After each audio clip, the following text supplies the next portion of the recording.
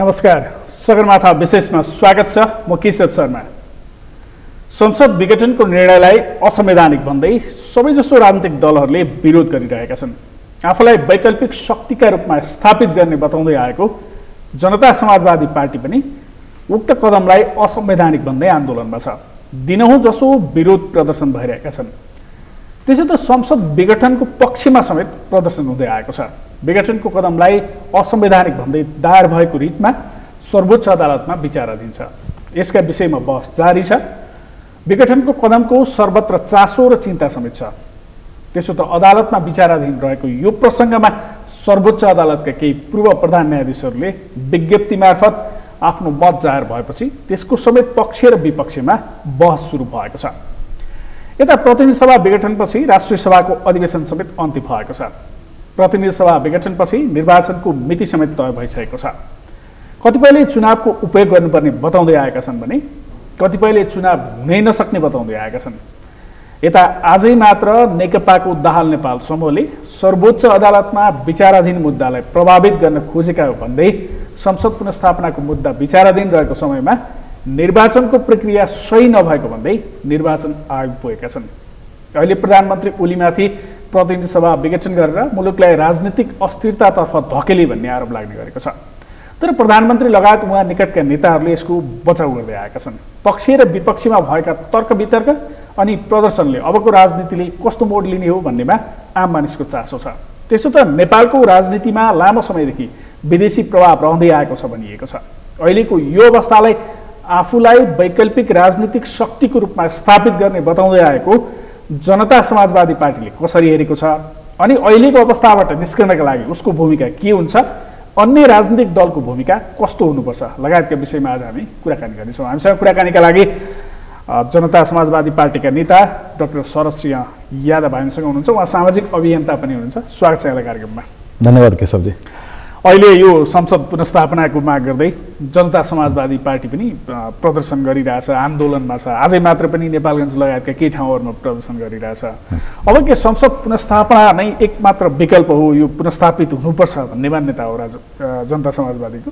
हजुर, पक्कै पनि। अब हाम्रो जनता समाजवादी पार्टीको अहिलेको जुन रिजर्भेसन छ, जुन अहिलेको हाम्रो के मान्यता छ भने संसदको विघटन अहिले जुन एउटा हामीले भन्दै गरेको अलोकतान्त्रिक जुन एउटा विधिबाट सम्मान्य प्रधानमन्त्रीज्यूले जुन गर्नुभएको छ, अब त्यो नै सबभन्दा ठुलो गलत क्रियाकलापको सुरुवात उहाँले गरिदिनु भयो। घर झगडा मिलाउन नसकेका पार्टीभित्र नेताहरूको गुटबन्दीको कारणले उहाँको घरभित्रको झगडा भनौँ अथवा पार्टीभित्रको झगडा भनौँ, उहाँले मिलाउन नसकेको अवस्थामा उहाँले सरकार चलाउन दिएन, मलाई काम गर्न दिएन, त्यो भनेको उहाँको पार्टीले गर्न नदिएको अवस्थामा संसदले गर्न दिएको अवस्था हो कि होइन, त्यो त उहाँले संसदमा गएर बुझ्नुपर्ने कुरा थियो। तर उहाँले जुन अहिले संसद नै विघटन गरिदिनु भयो, यसमा नै हाम्रो सबभन्दा ठुलो आपत्ति हाम्रो पार्टी लगायतका थुप्रै विपक्षी दलहरूको छ र यसकारण नै हामी यो गैर संवैधानिक क्रियाकलापको कदमको हामी विपक्षमा आन्दोलित छौँ। यो के कारणले अथवा कारक के हो कुरा गर्दै गरौँला। जसपाले चाहिँ पुनर्स्थापना नै हुनुपर्छ भन्ने माग हो अथवा चुनावको पनि उपयोग गर्छ? अब यो मुद्दा चाहिँ अहिले विचाराधीन छ सर्वोच्चमा र हाम्रो संविधानको मर्म अनुरूप यो संविधानको अन्तिम व्याख्या गर्ने अधिकार भनेकै सर्वोच्चको हो। यो हामी सर्वविदितै छ, सबैलाई जानकारी भएकै कुरा हो।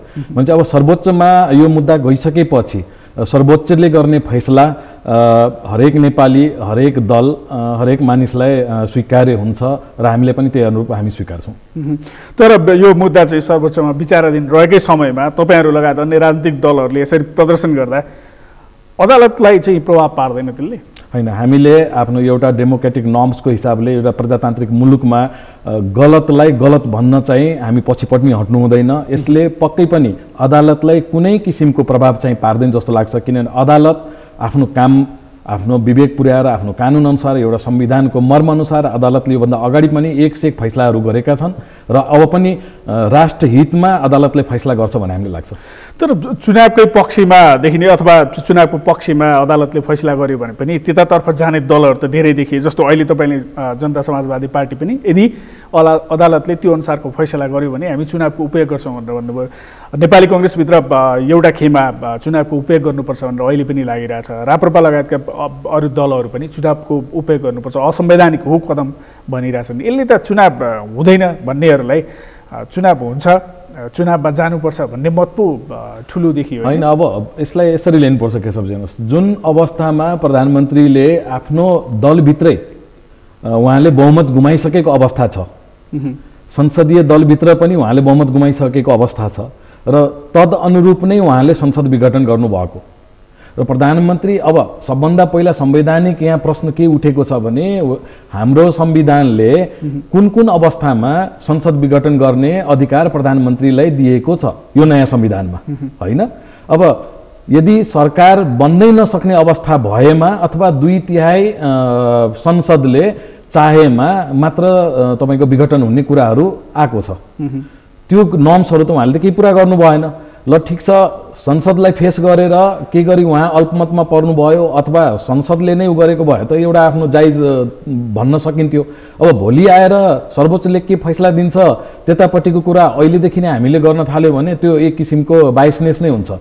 परिआएको बेला तर नि यो असंवैधानिक कदम भन्दै गर्दा पनि जस्तो जसपाले आफूलाई वैकल्पिक शक्तिका रूपमा स्थापित गर्छौँ भनेर लागिरहेको दल मध्यावधि निर्वाचनको घोषणाले त खुसी नै होला नि। होइन, त्यसरी लिने होइन नि त्यसलाई। हेर्नुहोस्, हामी पनि चुनावबाटै छानिएर आएको, हामी पनि जनताको म्यान्डेट लिएर 2 नम्बर प्रदेशमा हाम्रो सरकार पनि छ र यहाँ पनि हामी तेस्रो शक्तिको रूपमा यो संसदमा हामी पुनर्स्थापित भएका छौँ अहिलेलाई। हामी पनि चुनावबाटै आएको, उहाँहरू पनि चुनावबाटै आएको र भोलि पनि चुनाव भएपछि हामी नजाने त कुरै आउँदैन नि। एउटा प्रजातान्त्रिक मुलुकमा जहाँ संसदीय व्यवस्थाको अभ्यास छ त्यहाँ हामी चुनाव नै हाम्रो लागि एउटा ठुलो पर्व हुन्छ, महापर्वको रूपमा हामी लिन्छौँ। तर अहिलेको अवस्थामा कुन अवस्थामा उहाँले संसद जुन 5 वर्षको लागि झन्डै 2/3 बहुमत दिएर नेपाली जनताले राम्रोसँग 5 वर्ष तपाईँहरूले जनतालाई काम गरेर देखाउनुहोस् भनेर पठाएको अवस्थामा तपाईँ एउटा सानो घर झगडा मिलाउन नसकेर तपाईँले देशलाई नै बन्धक बनाइदिने।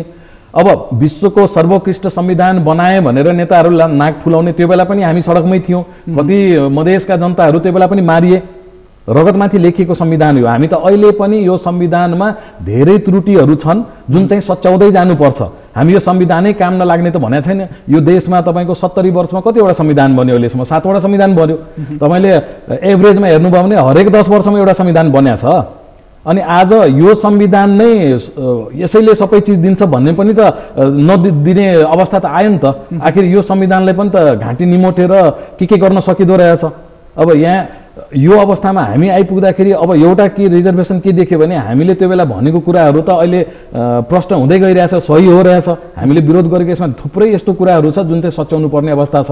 यसमा धेरै जनताहरूको 50% भन्दा बेसी जनताहरूको स्वीकारि नसकेको अवस्था छ। त्यही 2/3 नजिकको प्रधानमन्त्रीले मैले चाहिँ सरकार चलाउन सकेन अथवा चाहिँ 2/3 को प्रधानमन्त्री रहँदा पनि यसलाई सञ्चालन गर्न सकेन, अब ताजा जनादेशमा जानु नै उपयुक्त हुन्छ, ताजा जनादेशमा जाउँ भन्नुलाई त यो त राजनीतिक मुद्दा हो, यो संवैधानिक होइन भनेर प्रधानमन्त्रीले बारम्बार भन्दै आउनु भएको छ। ठिक छ, अब यो बुदामा तपाईँ जाँदाखेरि हामीले सबभन्दा पहिला के प्रश्न जनताले के पारिदिनुपर्छ भने जनताले निर्वाचित गरेर संसदहरूलाई पठाएको होइन र जनतामै त्यो अधिकार निहित छ।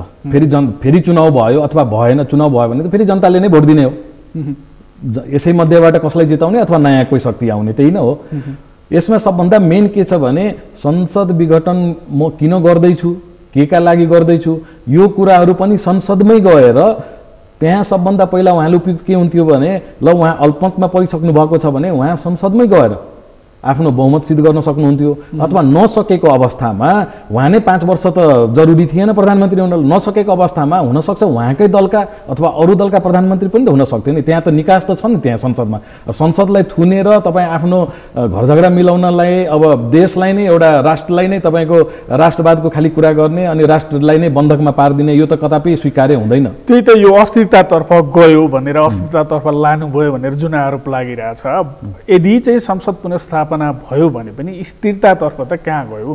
जस्तै अहिले नेकपा जुन सत्तारूढ दल छ त्यो दुई खेमामा विभक्त भइसकेको छ। अहिले पनि अन्य राजनीतिक दलहरूसँग मिलाएर सरकार गठन गर्नुपर्ने अवस्था आउँछ। त्यसो गर्दा त्यति बेला पनि सरकार बदल्ने अथवा चाहिँ नि पटक पटक फेरिने सम्भावना त यो त जिउका त्यो नै रह्यो नि। हो, पक्कै पनि। अब सबभन्दा तपाईँको मैले प्रश्नलाई यहाँ के गर्न चाहन्छु भने ल ठिक छ, अहिले उहाँले संसद विघटन गर्नुभयो, फेरि चुनाव भयो, फेरि नयाँ संसद चुनिएर आयो, फेरि यो अवस्था नआउला भन्ने के ग्यारेन्टी छ? दुईजना अध्यक्षको झगडा पर्ला, दुईजना नेताको झगडा पर्ला, ल म गएर संसद विघटन गरिदिन्छु भनेर उहाँ गएर राष्ट्रपतिलाई आफ्नो उसमा लिएर अनि गरिदिनुहुन्छ। यहाँ त अब तपाईँको राष्ट्रपति कार्यालयले यति हतारमा गर्नुभएको छ कि उहाँहरूले राम्रोसँग कुनै कुरै सल्लाह नगरी हिजो मात्रै पनि यही प्रसङ्गमा जस्तो मैले गल्ती गरे हो भने जनताबाट नै मलाई दण्डित गराऊ, म चुनावमा जान्छु, त्यहीँबाट मलाई जनताबाट हराएर पठाऊ। त्यसो गर्दा चाहिँ मलाई सजाय त आम मानिसहरूले नै दिन्छन्, आम जनताले नै दिन्छन्, त्यसकारण चुनावमा जान भाग्न हुँदैन, त्यहीँबाट दण्डित गर भनेर भन्नुभएको छ। ठिक छ, उहाँको त्यो पनि एउटा पोइन्ट आफ्नो ठाउँमा, एउटा चाहिँ सही नै मानौँ। तर कुन अवस्थामा अहिले तपाईँको विश्व अवस्था, विश्वको सेनारियो हेर्नुपर्ने हुन्छ, अहिले देशहरूको अवस्था हेर्नुपर्छ। हामी एउटा गरिब मुलुक, यो कोरोना कालमा त्राहिमाम भएको बेलामा आज वैशाखदेखि तपाईँको चैतमा लकडाउन भयो, वैशाखदेखि उहाँहरूले त केही कामै गर्नुभएको छैन। आफ्नो पार्टीकै झगडा मिलाउनलाई झन्डै 1 वर्ष उहाँले खर्चिनु भयो।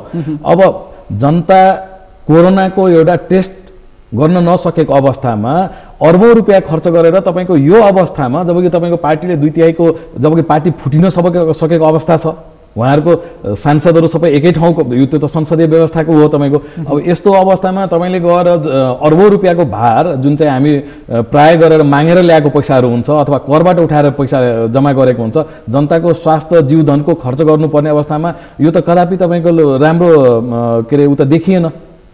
यो अहिलेको कदमको यो कारक चाहिँ के हुनसक्छ? अब यसमा हेर्नुहोस्, अब यसमा 2-3वटा कुरा के छ भने हाम्रो मल्टिपार्टी सिस्टममा पक्कै पनि केही कमजोरीहरू छ।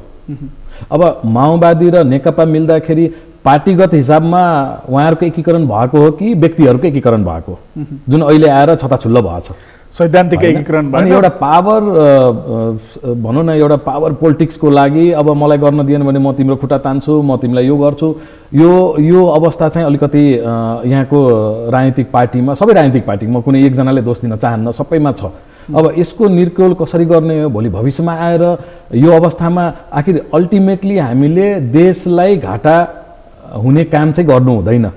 पार्टीगत हिसाबले तपाईँको पार्टीभित्रको केही समस्या छ भने त्यसलाई पार्टीमै सुल्झाउने, सल्टाउने काम गर्नुपर्छ। यत्रो ठुलो खर्च गरेर गरिएको चुनावबाट तपाईँ 5 वर्षको लागि चुनिएर आएकोलाई तपाईँले 2 वर्षमै, 3 वर्षमै, 6 महिनामै सकाइदिनुहुन्छ। हो, ठिकै छ, हामी एकदमै धनी। अब बेलायत जस्तो देशमा तपाईँले एक्जाम्पल हेर्नु भने बेलायत भनेको संसदीय व्यवस्थाको जननी हो। बेलायतमा पनि यो रोग थियो, तर विगत केही अगाडि बोरिस एल्सिनले गर्दाखेरि तपाईँको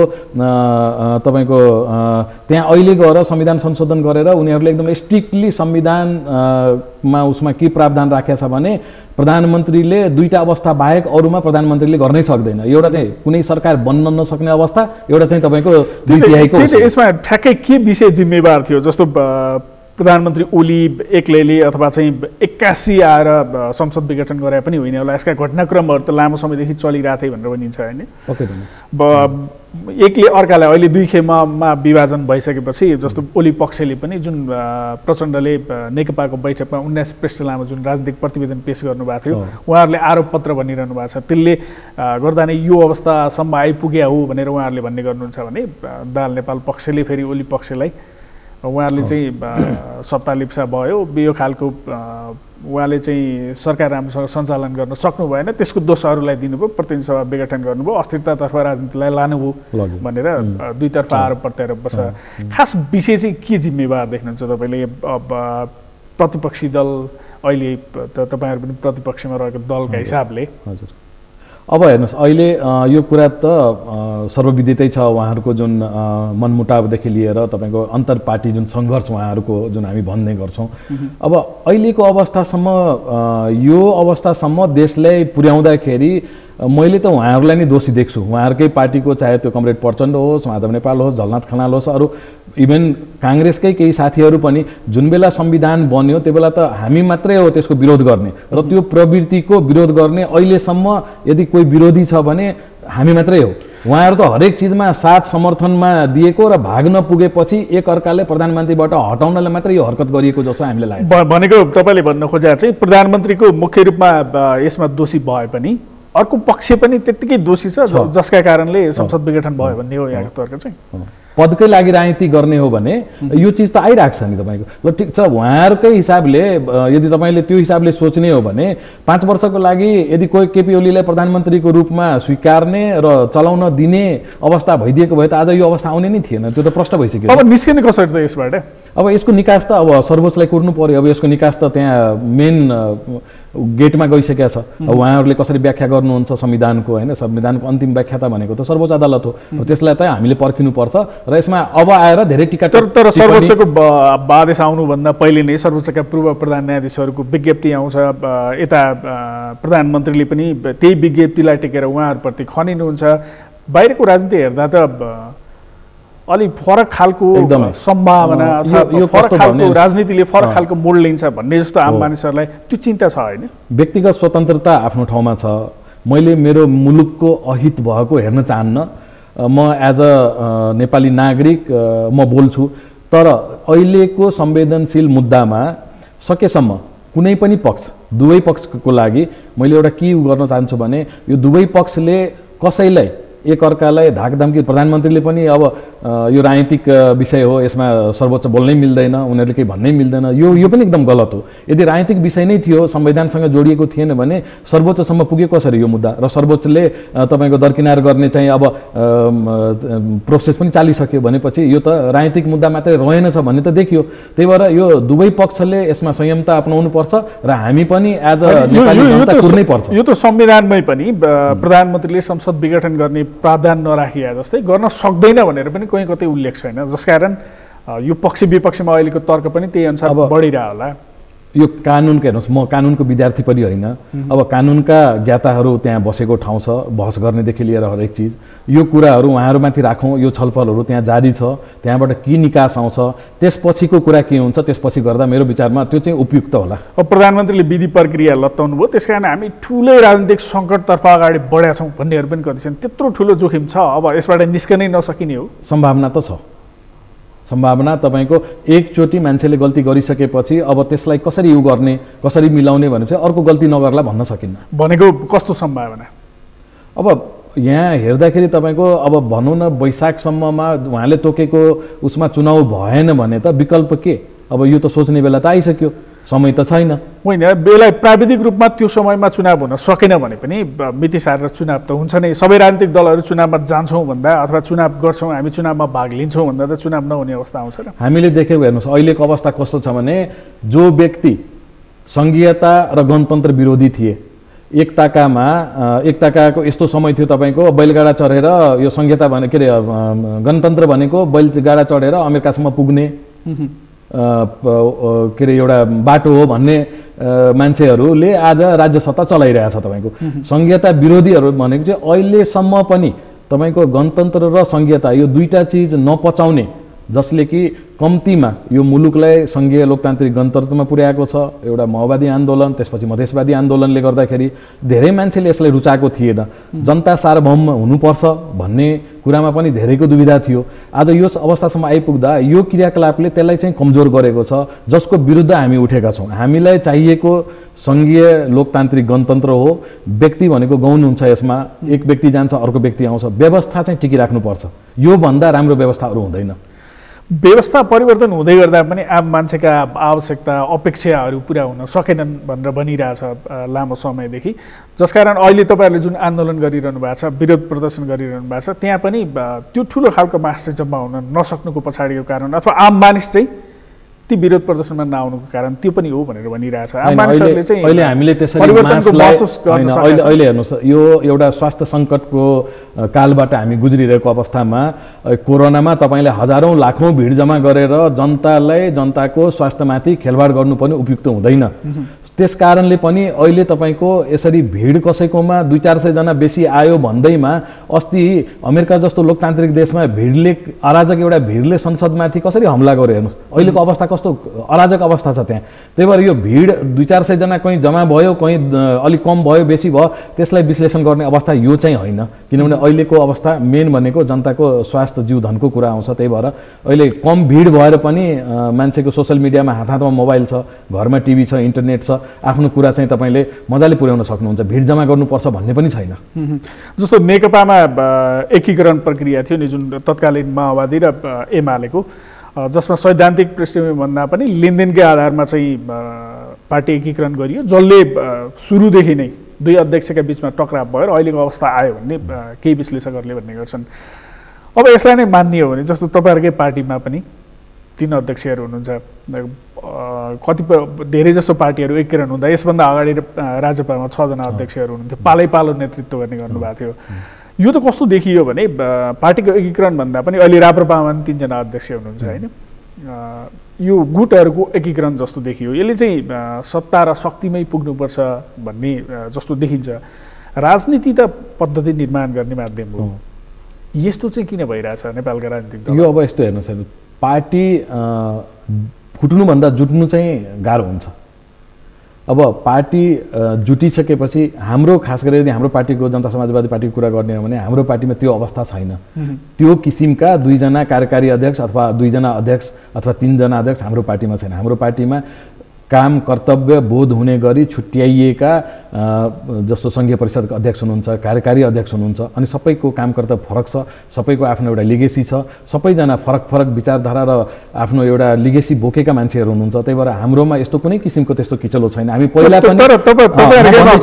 पनि हामी राष्ट्रिय जनता पार्टी राजपा हुँदा पनि हामी चलाएकै हो 6 जना, र त्यसमा पनि एउटा के थियो हेर्नुहोस् कति राम्रो नर्म्स थियो भने हरेक 2 महिना एकजनाले भन्छ वर्षभरिमा एकचोटि पालो आउने गरी हाम्रो 6 जनाले चलाउनु नै भएको हो। त्यो चाहिँ एउटा राम्रो एउटा भनौँ न एउटा इक्जाम्पल हो नि। तर अब नेकपाको कुरा गर्नुहुन्छ नि उहाँहरूले त खोइ 2.5 वर्षमा म प्रधानमन्त्री हुन्छु 2.5 वर्षपछि तपाईँ हुनुहुन्छ भन्ने थियो कि भन्ने भित्री कुराहरू आइरहेछ। ती कुरा नमिलेर आज देशलाई यहाँसम्म खाल्डोमा पुर्याएको अवस्था आएछ। तर त्यसरी एकभन्दा बढी अध्यक्ष राख्दै एकले अर्कोको अस्तित्व स्वीकार गर्न नसके जस्तो पनि देखिन्छ। दोस्रो कुरो तपाईँहरूकै पार्टीको कुरा गर्दा फरक फरक जिम्मेवारी दिए पनि पृष्ठभूमि पनि फरक फरक छ, राजनीतिक फरक फरक पृष्ठभूमिबाट आउनु भएको छ। यसले चाहिँ जुन वैकल्पिक शक्ति निर्माण गर्छौँ राजनीतिक शक्ति भन्ने त्यो कति सम्भव हुन्छ, कति सफल हुन्छ? विचारधारा बोकेर अगाडि बढेको धेरै मान्छेहरूले तपाईँलाई के भनिरहेछन् भने यो सत्ताहीको निर्णायक शक्ति चाहिँ हुनसक्छ, तर वैकल्पिक शक्ति चाहिँ फरक दृष्टिकोण फरक विचार राख्ने नेतृत्व जन्मनुपर्छ, तिनै नेतृत्वले गरेको वैकल्पिक शक्ति बन्न सक्दैन कि भन्ने आशंका व्यक्त गर्छ। त्यो समय परिस्थिति कालले बताउने कुरा हो। अब आकलन त मान्छेले आफ्नो हिसाबले गरिहाल्छ होइन, विश्लेषण आकलन त आफ्नो हिसाबले मान्छेले व्यक्तिपछि फरक हुन्छ होइन। तर हाम्रो पार्टीको कुरा गर्नुहुन्छ भने अब नयाँ पार्टी जब 2-3टा पार्टी मिल्छ महाधिवेशन नभएसम्म यो चिजहरू चल्ने कुरा हो। तर महाधिवेशनमा गइसकेपछि तपाईँको त एकल अध्यक्ष नै हुन्छ र त्यहाँ शक्तिको बाँडफाँड कसरी हुन्छ, किनभने हरेक किसिमका हरेक पृष्ठभूमिका मान्छेहरू आफ्नो एउटा लिगेसी बोकेर आएको हुन्छ होइन। त्यही भएर यो मल्टिपार्टी सिस्टममा संसदीय व्यवस्थामा यो चाहिँ नौलो कुरा होइन, हामीले प्र्याक्टिस गरिरहेको कुरा चाहिँ गलत चाहिँ होइन। राजनीतिमा यो मूल उद्देश्य बिर्सेर जुन सत्ता शक्ति पैसा पावरमा जुन नाच्ने परम्परा छ अथवा त्यतातर्फ जाने परम्परा छ नि त्यसलाई चाहिँ कसरी अन्त्य गर्ने?